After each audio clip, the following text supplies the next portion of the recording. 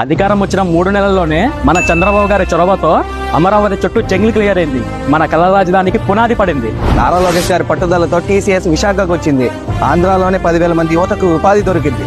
పవన్ కళ్యాణ్ గారి నేర్పుతో గిరిజన ప్రాంతాల్లో 280 కోట్లతో రోడ్డు నిర్మాణం ప్రారంభమైంది. 60 లక్షల సొంత డబ్బుతో స్కూల్ పిల్లలకి ప్లే గ్రౌండ్ కల నెరవేరింది. మరి మీ అన్నం చేస్తానా?